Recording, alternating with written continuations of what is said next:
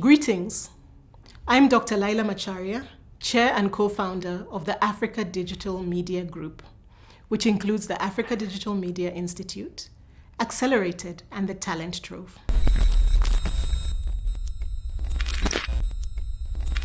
The world as we know it is changing. The signs are all around us. It's in the way we work, do business, how we learn and teach, how we communicate, how we receive healthcare, how we keep fit, the way we entertain, and how we travel. Basically, every facet of our lives. All of these changes are attributed to one thing: technology. We stand on the brink of the fourth industrial revolution. The first industrial revolution, as we know, was characterized by water and steam power being used to automate production. It started at the end of the 18th century to the beginning of the 19th. The biggest changes came in the industries in the form of mechanization. At that time, people witnessed massive extraction of coal, along with the significant invention of the steam engine.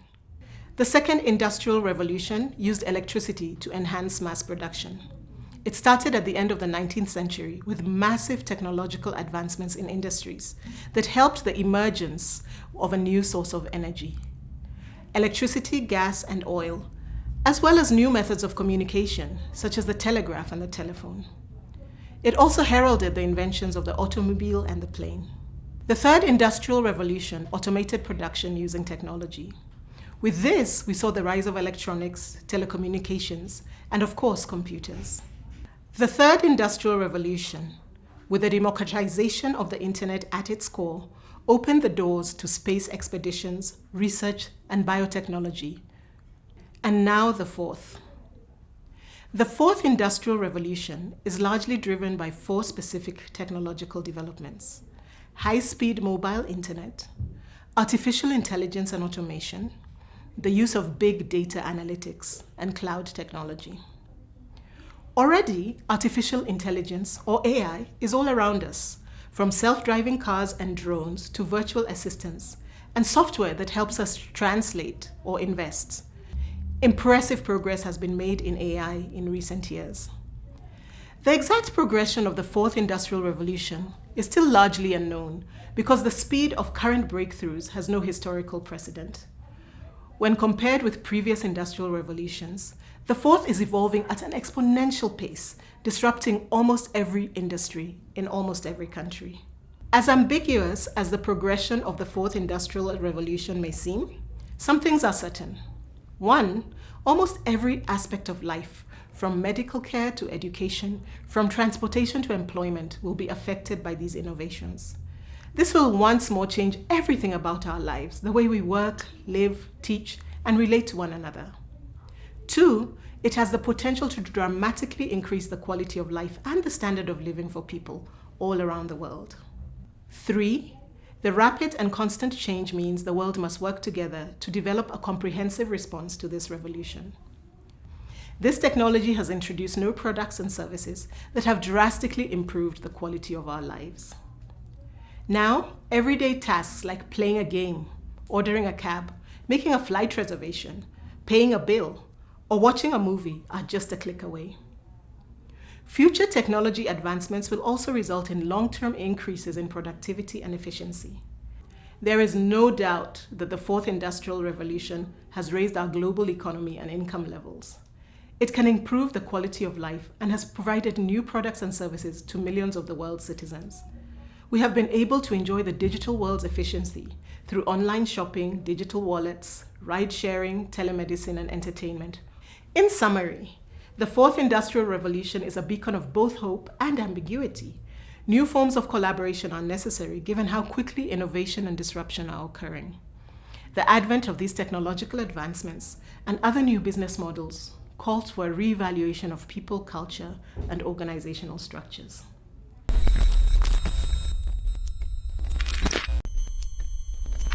COVID-19 forced a number of changes on us as a society. One of the biggest was to force social activities, the world of work, and almost everything else to go online. This trend of enabling people to connect in the way they want, where they want, and when they want is here to stay. The pandemic showed the world how feasible it is to operate remotely. Many industries have expanded their work-at-home capacity. at least for the types of jobs where this makes sense. If you're in this room, you've witnessed digital transformation in multiple industries, including yours.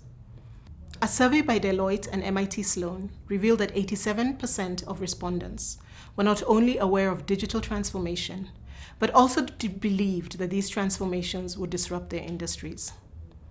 We're here to give leaders like you the knowledge they need to navigate the revolutionary new competitive landscape that digital disruption brings. You may be tempted to think that technology itself is the key to digitally transforming your organization. It's not completely wrong. Technology is important, but what's even more critical is your people, your team. The greatest challenge you'll face in your journey to digital transformation is your people. Great digital strategies first require great talent. Technologies no longer provide a sustained competitive edge due to the many players in the market and low entry barriers. So you must be innovative, inventive, foreseeing, adapting, and developing new value models. And you can only do this with the right talent in place. For leaders, digital transformation involves more than just adopting technology. It involves transforming organizational culture, business models, and business processes using technology. Let's look at the case of AT&T.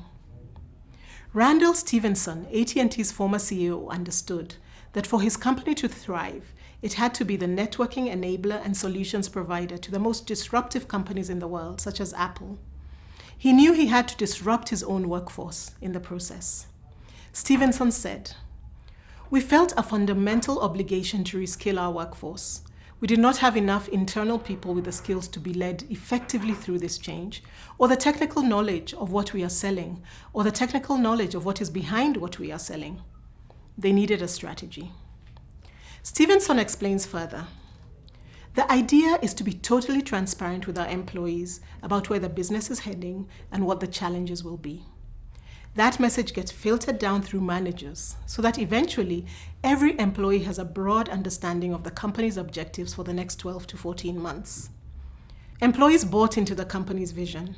They said, "Just give me the tools, point me in the right direction, help me make the transition seamless, and make it cost-effective, mobile and web-based so that I can do it on my own time." You can see from the case of AT&T that the employees had the right mindset and the right attitude and quickly bought into the company's new strategy for digital transformation. All of these technological shifts that we're discussing really just call for a renewed mindset. You need people who can change, grow, and be agile.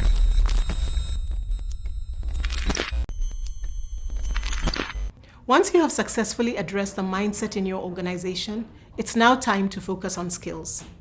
Sadly, most major economies are struggling to find the workers they need to thrive in this fourth industrial revolution.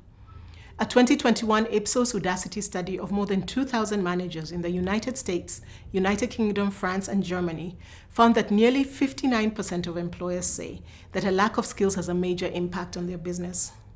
50% also report that digital transformation initiatives are lagging due to a lack of adoption or engagement among employees. The tech sector in particular is severely challenged, with a full 83% of hiring managers lamenting the detrimental impact of the technical talent crunch on business growth. Additionally, according to a Gartner employee poll, 70% of participants haven't mastered the abilities required for their present work, and up to 80% report that they lack the skills necessary for both their current position and their future careers. Is your team prepared for the future of work?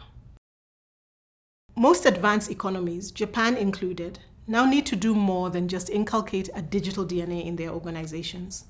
Developed countries will not be fully prepared for the future of work unless they address one of the greatest challenges they are faced with: an aging population. The majority of people on Earth will now, for the first time in history, live to be at least 60 years old. In addition to living longer, people are also now healthier, working longer. In the United States, 23% of the workforce is above the age of 55. In Canada, more than 1/3 of those over 55 are still employed, and in the UK, 27% of the workforce is over 50. Organizations looking to attract and retain talent face unprecedented challenges as a result of the demographic shift towards an aging workforce. According to the Deloitte 2018 Global Human Capital Trend Study, population aging poses a workforce issue for both economies and enterprises. By 2020, 13 nations, up from 3 in 2014, have super-aged populations, where more than 1 in 5 citizens were 65 or older. These include developed nations with significant economies like the US, the UK, Japan, Germany, France, and South Korea. According to projections, China population aged 65 and over would more than triple from about 100 million in 2005 to over 329 million in 2050. Scientists predict that by 2030, Asia would be home to 60% of the world's population over 65. According to these studies, the birth rate in almost all industrialized nations is below the replacement rate, or the rate of newborns who will eventually replace the current generation, creating a potentially disastrous talent shortage. A shortfall of about 1 million workers in 2015 and 2016 is projected to have cost the Japanese economy over $90 billion. With a median age of 48, the highest in the world, Japan is the world's fastest aging country, the nation with the oldest population in the world.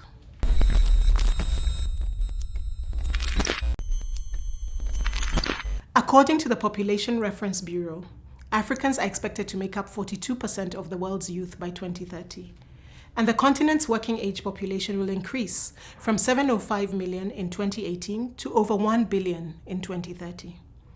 While it is estimated that 60% of the world's population over 65 will live in Asia by 2030, statistics show that the opposite is true for Africa. Africa is the continent with the youngest and fastest growing population, making it the continent with the most untapped talent worldwide. Simply put, anyone looking to find the next generation of the digital workforce should start focusing on Africa.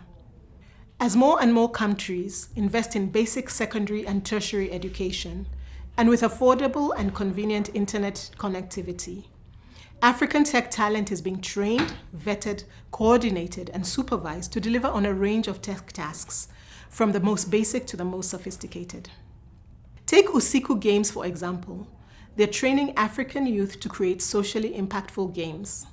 They built a 6,000 square foot shared community center and made it open to all of Kenya's independent and aspiring game developers to earn, share, and create. I absolutely believe that, just as a personal philosophy, that talent and intelligence are equally distributed around the world, but opportunity is not. And so what we're trying to do is to create the opportunity for the people who are on the ground in Africa, who have the talent, have the intelligence, have the desire to build these amazing businesses and amazing games, and give them the tools to do that. And what we found is that if you give somebody a really powerful gaming PC with an NVIDIA GPU and Unreal 5 or Maya or 3ds Max or whatever tools it may be, they wind up being really on par with a developer anywhere else in the world. It becomes a huge leveler. What we're doing is unlocking the potential of the continent, of these what's going to be many thousands of creatives around Africa who then are going to start creating truly world-class games with the stories that this continent has had and celebrated for thousands of years, but have never been told around the world. And so that's what we're doing, and we're unlocking that potential. And I truly believe that the youth in Africa have just, huge opportunities to build this industry. Africa is closely watched as the next big growth market, a description that has persisted for a while. There are many reasons for optimism. The African continent is home to some of the youngest populations in the world. It promises to be a major consumption market over the next 3 decades, and it's increasingly mobile phone enabled. The Harvard Business Review created a framework called the African Leapfrog Index, ALI, to evaluate the technological capabilities of African countries. Kenya and South Africa emerged as the more advanced countries technologically. Another indicator of the maturity of Africa's tech ecosystem is global tech firms, significantly increasing their presence on the continent. Microsoft, for instance, opened one of its 2 Africa Development Center, ADC locations in Nairobi, Kenya, and is seeking to hire at least 450 full-time staff members. At Microsoft Africa Development Center, we are keen to drive digital skilling broadly in 2 ways. At the university level, partnering with the world of academia, how do we ensure that graduates are ready for the job market? How do we ensure that they have the required capabilities that once they hit the job market, already start creating an impact. Second one, we're working with industry players. Through the Microsoft Leap program, a 16-week immersive session, we work with folks or individuals who already have basic technical skills, but they want to grow them even further. Be it, say, senior software engineers. Do you want to grow further in gaming? Do you want to grow further in cloud? This way, so we train both individuals at Microsoft and also at industry level. For its forthcoming product development center in Nairobi, the company's first such location in Africa, Google stated it was hiring around 100 personnel. When we speak about African youth, we need to sort of step back a little bit and look at what are the things that, what is the opportunity in Africa? And I like to think about it in a couple of different strands. The first one being that by 2050, more than a quarter of the world's population is going to be right here in Africa. At the same time, by 2050, more than a third of the world's workforce is going to be right here in Africa. So what we've seen, if you take those two data points, you cannot be someone who's thinking about building a long-term viable business without thinking how you're going to engage in Africa and on the continent. Whether you're thinking about this, whether you live in Japan, whether you live in the US or Europe, Africa is going to be a central part to the growth and the future of the world. And so as Google, one of the key things that we're looking at is how can we be part of that journey? How can we empower African youth to really leverage the opportunities that the world presents? And we've seen that through a couple of different things. So last year, we launched what is the Africa Developer Ecosystem Report in conjunction with Accenture. So we found that there's 720,000 certified developers as of the beginning of this year who are here on the continent. What's powerful about that is that over 38% of those people are actually working for companies outside Africa. So that in itself actually connects that piece of a third of the world's workforce being here in Africa by 2050 and actually realizing that we're already providing the world with talent. So what we must do is continue ensuring that the ability to upskill and learn both the technical elements of it, but also more holistically, the other elements of running businesses and work, because the future of work is not going to be constrained to a location. You can be based in Africa and work for companies outside the continent. So that is the potential that we see. These hubs are fueling the rise of digitally savvy young people who are every bit as trained and driven as workers any place else. This sends a positive message to the rest of the world that Africa, often referred to as the continent of the future, is making the efforts needed to compete with the rest of the world and create a brighter future for itself. What does Africa need in exchange for providing quality labor? Job opportunities, high-quality opportunities to provide high-quality work, not aid. At the Africa Digital Media Institute, we have for over 10 years been working to give Africa's creative and techies a platform to turn their passion into a profession. We do this by offering training, mentorship, and a platform for young people to create work for profit and for impact. Join us.